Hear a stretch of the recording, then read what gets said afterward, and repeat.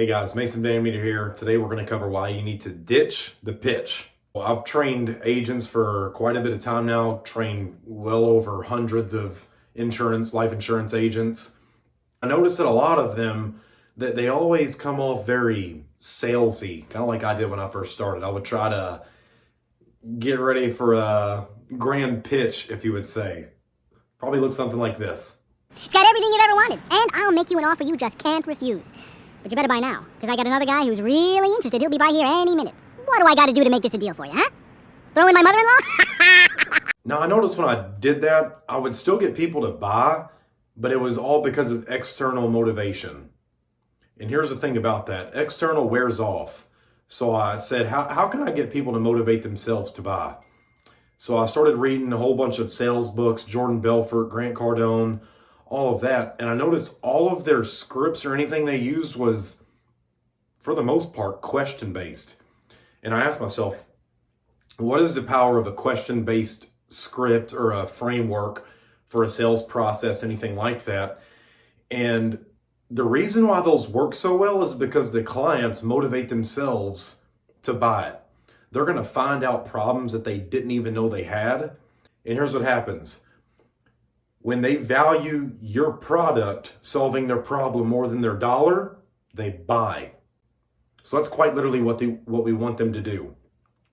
So I started switching all of my people to a question-based framework for a script or a sales process. And I noticed that clients started closing themselves. They started answering their own objections, and it made my work so much easier to do. I wasn't having to just convince people who wanted to buy fish to get this chicken, if you know what I mean. So I wasn't trying to turn non-buyers into buyers anymore. They turned themselves into that. As Alex Hormozy says, you want to sell the vacation, not the plane ticket. What I mean by that is we're not here to say, oh, this product does this, and this. We're focused on the prospect, not the product. So ditch the pitch. Focus on the client and take your pockets out of it. When you take the salesy bullshit out of the process, I promise you, it makes you look so much more professional, like an expert. Because what does a doctor do when you go into the doctor's office? They ask questions. They don't just say, hey, want some morphine for your leg pain? No, that's not what we're doing. We're asking questions because we're the experts and we have to know how to solve their problem. And when we sell the vacation, we sell them what it's going to do for them, not what they have to do in order to get there. We're not telling them it might take 30 minutes. It's going to be some problems finding this email in your spam folder. You might have to redo your finger signature. Oh, and if your bank account ever gets hacked or anything like that, you're going to have to call me. It's going to be a big ordeal to change all this. We're not doing that. But I see some people say well, yeah, and you have a free cancellation within 30 days. And they're going out of their way to talk themselves out of a deal that the client has already made. So let them sell themselves on the idea, because internal motivation doesn't wear off nowhere near as fast as external motivation.